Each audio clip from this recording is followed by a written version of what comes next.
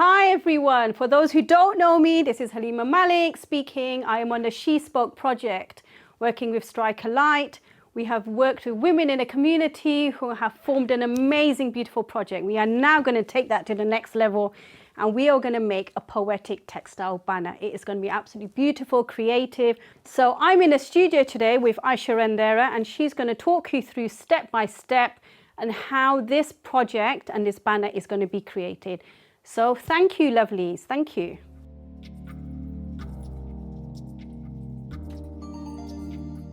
Hello, everyone. It's Aysha again from the Emma Willis Sewing Studio. Today, we're working on a project with Strike a Light. And the project has come from the Shespoke Poetry project. And we are now going to be working on a banner. So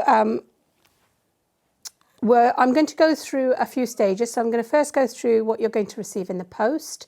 Then we'll go through the actual making process and tell you a little bit about the details of what I need you to do and what I don't want you to do. When you receive the package will come like this through your letterbox, and it should fit through most people's letterboxes. In the package, you'll receive some words, a set of instructions, a piece of canvas, which is about 35 by 35, but the actual space that we want you to use is 33 by 33. And we want you to stay 1 centimetre in from the pencil line that's drawn onto your canvas, please. And that's really important because we need to put these panels together. You'll also receive in this small box some coloured felt, which have some iron-on adhesive stuck on already at the back. You'll also receive some beads, some sequins, and some sparkly things if you wish to add those to your banner. Some embroidery thread. You'll receive some needles, an embroidery needle and also a very fine needle for beading, and some pins, some thread, and some baking paper, and you'll need this. Don't just think it's a piece of tissue or something. This baking paper will be needed to stick on the felt onto your canvas. The only rules that we really have is that the word size cannot be changed, and you have to stick to the order that we want the words in. So, and devotion from, it has to be in that order. So for instance, if you were putting it in 3 different lines, and on the top, devotion from. If you're putting it around, and devotion from. It has to be in that order. So we're really specific about that. What we'd like you to do is stick to your colour harmonies that are in the box. You can add an accent colour, and I'll put a colour wheel up on the Google Drive for you to have a look at, so you can look at the accent colour that goes with those colours. But please don't try and use too many colours because it goes into a theme of our banner. So there's going to be lines of poetry that run across the banner in different colours. So maybe the blue will be at the top, then the green. So we want it to flow. So you can add accent colours, but remember, use the colour wheel that I'm going to provide for you on the Google Drive to find out what your accent colour is if you wish to use that. So that's about it for the kit. You must remember, I forgot, that you must remember not to put any more words onto the banner. And I'm going to go over now and show you some of the examples that I've done and explain what sort of media or what things I've used.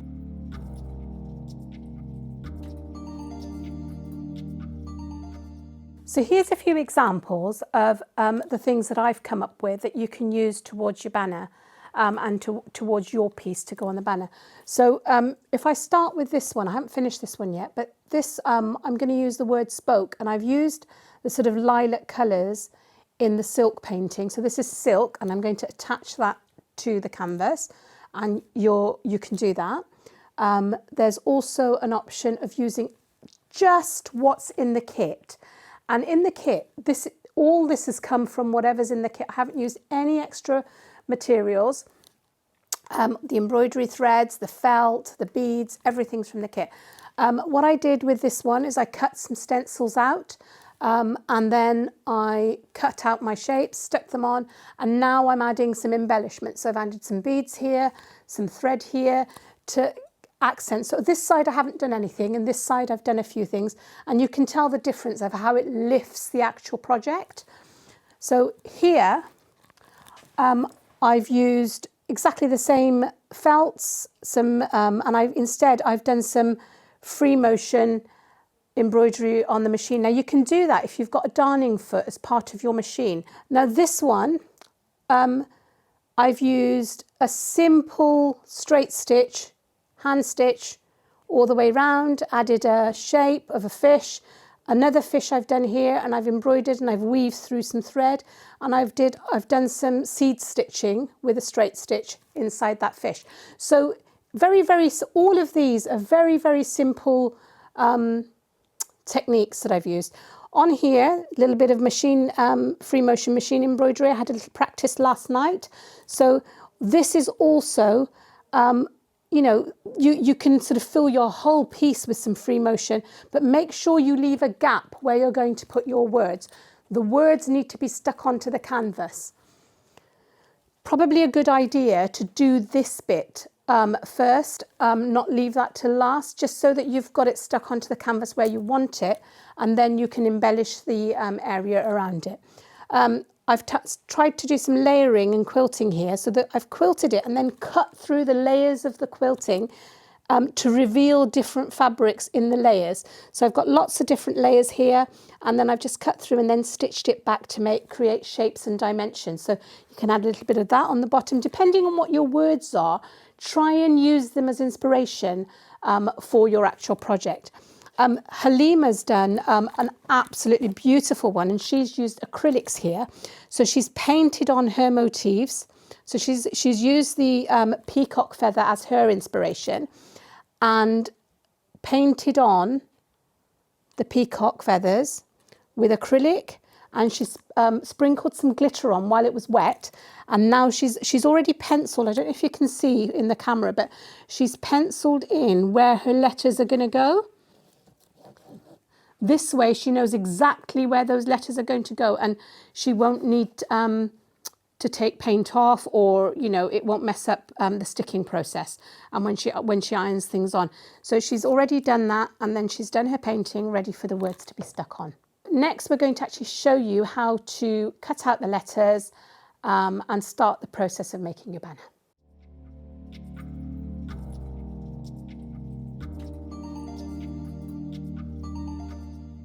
So we're going to start the actual tutorial now, and I want to talk to you about getting the ideas. So remember I showed you this one that I've made for the studio. The inspiration has come from the phrase, which is one stitch at a time.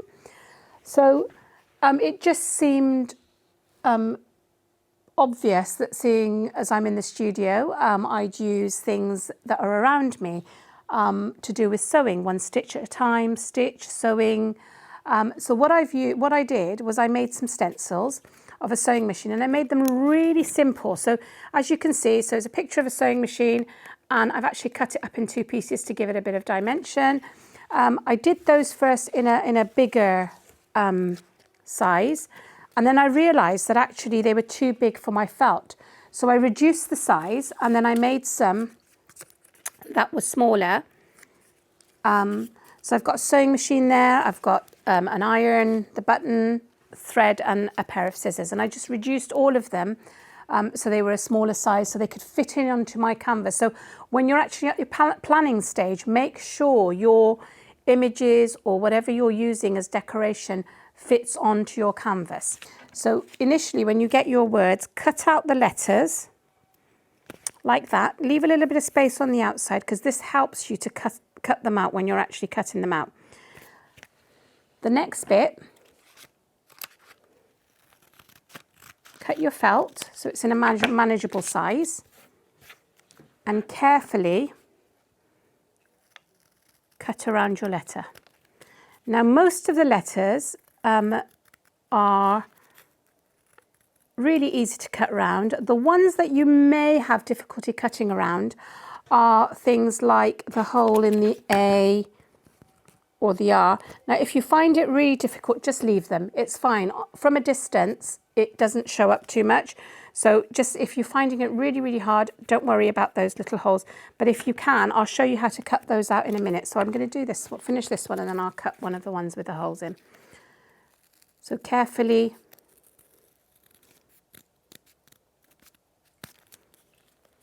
cut those out. I've attached them with a pin so they stay where they are while you're cutting.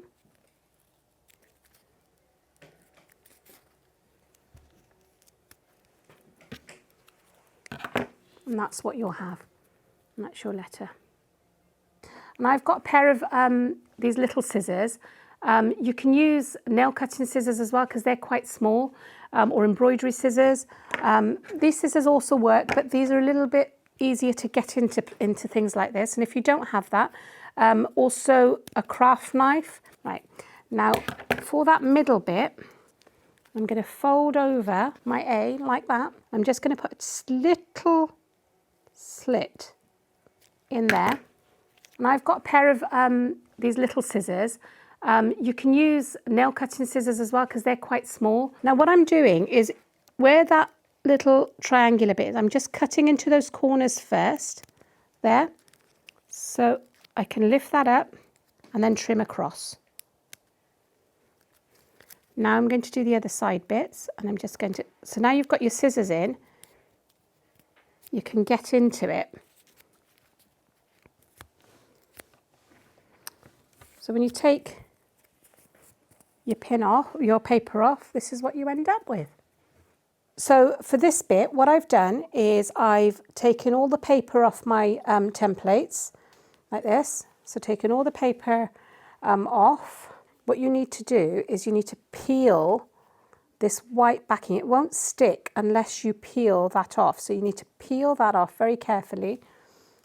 And then place your felt where you want it to go. This is where you need your baking paper that's included in the pack. So put your baking paper down. So I'm going to put my paper on that side first. So I'm going to do a little bit at a time.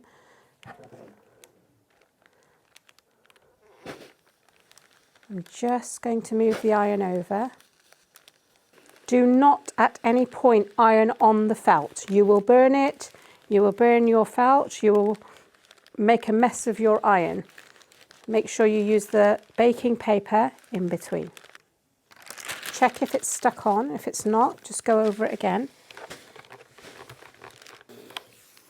Right, let's see if that's stuck. I think they're done. I think that's stuck on really nicely. Now, to make sure that they fix really well, turn it over.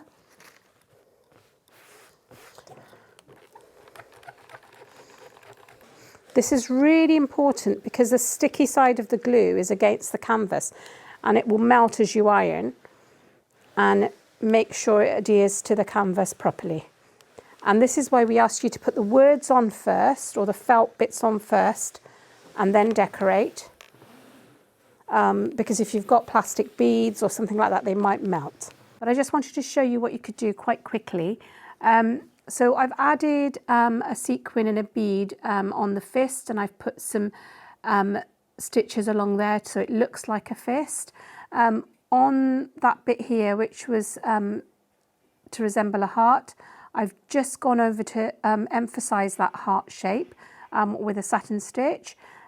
Here, I don't know if you can see that, I've put some little tiny orange beads because it was really difficult to cut out those two fingers, the peace sign.